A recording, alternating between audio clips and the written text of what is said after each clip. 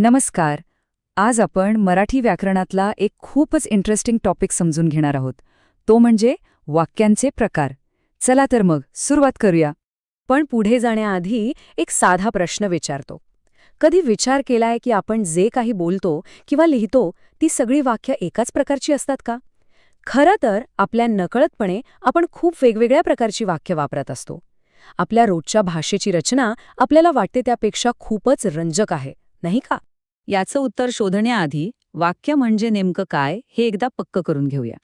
अगदी सोप्या भाषेत सांगायचं तर वाक्य म्हणजे अर्थपूर्ण शब्दांचा एक गट, ज्यातून एक पूर्ण विचार किंवा भावना व्यक्त होते. आपल्या बोलण्या लिहिण्याचा हा मूळ आधार आहे. ठीक आहे, तर या वाक्यांना ओळखायचं कसं? बघा, मराठीत वाक्यांचं वर्गीकरण मुख्यत्वे दोन गोष्टींवरून केलं जातं. एक म्हणजे वाक्याच्या अर्थावरून आणि दुसरं म्हणजे त्याच्या रचनेवरून. अर्थावरून म्हणजे वाक्य काय सांगू पाहतंय, त्यातून कोणता भाव व्यक्त होतोय. आणि रचनेवरून म्हणजे ते वाक्य कसं बनले, त्याची बांधणी कशी आहे. चला, मग सगळ्यात आधी बघूया अर्थानुसार वाक्यांचे प्रकार. म्हणजे वाक्य कोणता हेतू किंवा भावना व्यक्त करतंय यावरून त्याचे कोणते प्रकार पडतात ते पाहू. यातला पहिला आणि सगळ्यात सोपा प्रकार आहे विधानार्थी वाक्य. ज्या वाक्यात फक्त एक साधं विधान केलेलं असतं किंवा एखादी माहिती दिलेली असते त्याला म्हणतात विधानार्थी वाक्य. उदाहरणार्थ, पाखऱ्यांचा थवा उडून गेला होता किंवा आपण आपल्या आरोग्याची काळजी घ्यायला हवी. ही वाक्य फक्त तथ्य सांगतात, एकदम सरळ आणि स्पष्ट.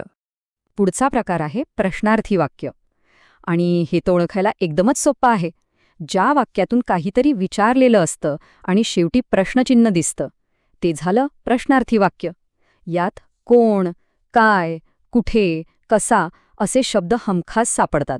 जसं की तू किती वाजता शाळेत जाणार? यानंतर येतं उद्गारार्थी वाक्य.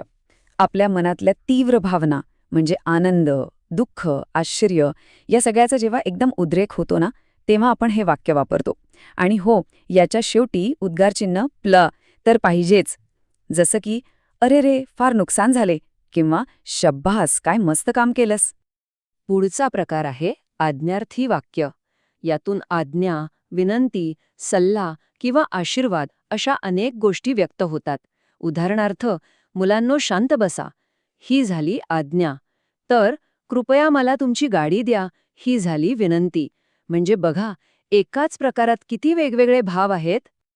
आता विधानार्थी वाक्याचेच दोन इंटरेस्टिंग उपप्रकार आहेत, होकारार्थी आणि नकारार्थी. डावीकडे बघा, तो नेहमी खरे बोलतो. यात कामाला होकार आहे. आणि उजवीकडे तो कधीच खोटे बोलत नाही. यात नकार आहे. म्हणजे एकच गोष्ट सांगण्याचे हे दोन वेगवेगळे पण प्रभावी मार्ग आहेत. तर अर्थावरून पडणारे प्रकार आपण पाहिले. आता आपण दुसऱ्या महत्त्वाच्या भागाकडे वळूया आणि बघूया की वाक्याच्या बांधणीनुसार म्हणजेच त्याच्या रचनेनुसार वाक्यांचे प्रकार कसे ठरतात. रचनेनुसार पहिला प्रकार आहे केवल वाक्य, म्हणजेच साधं वाक्य. ह्याची रचना एकदम सरळ असते. यात एकच कर्ता असतो आणि एकच क्रियापद. सोप्या भाषेत सांगायचं तर एकच पूर्ण विचार. उदाहरणार्थ, पाऊस पडल्यावर हवेत गारवा आला. आता हे वाक्य मोठं वाटलं तर यात मुख्य क्रिया एकच आहे, गारवा आला. एकच विधान आहे. म्हणून हे झालं केवळ वाक्य. आता पुढे जाऊया संयुक्त वाक्याकडे. जेव्हा दोन किंवा अधिक केवल वाक्य एकत्र येतात आणि ती दोन्ही सारखीच महत्त्वाची असतात, तेव्हा संयुक्त वाक्य तयार होतं. ही वाक्य काही खास शब्दांनी जोडलेली असतात. असं समजा की हे दोन समान भागीदार आहेत, जे एकत्र येतात पण एकमेकांवर अवलंबून नसतात. आणि हे खास शब्द कोणते? तर आणि, व, पण, परंतु किंवा म्हणून. उदाहरण बघा, विजा चमकू लागल्या आणि पावसाला सुरुवात झाली. इथे दोन स्वतंत्र घटना आणि या शब्दाने जोडल्या आहेत. दोन्ही घटनांना समान महत्त्व आहे. आणि आता रचनेनुसार शेवटचा प्रकार मिश्र वाक्य. इथे ना एक मुख्य म्हणजे प्रधान वाक्य असतं आणि दुसरं त्यावर अवलंबून असणारं म्हणजे गौण वाक्य. याला असं समजा की एक बॉस वाक्य आहे आणि दुसरा असिस्टंट वाक्य, जे मुख्य वाक्याशिवाय पूर्ण होऊ शकत नाही. आणि यांना जोडणारे शब्द कोणते? तर अनेकदा जोडीने येणारे शब्द, जसे की जर तर, जेव्हा तेव्हा किंवा मग कारण की हे शब्द. उदाहरणार्थ, जर चांगला अभ्यास केला असता तर पास झालो असतो. इथे पास होणं हे अभ्यास करण्यावर अवलंबून आहे. एका वाक्याने दुसऱ्यासाठी अट घातली आहे.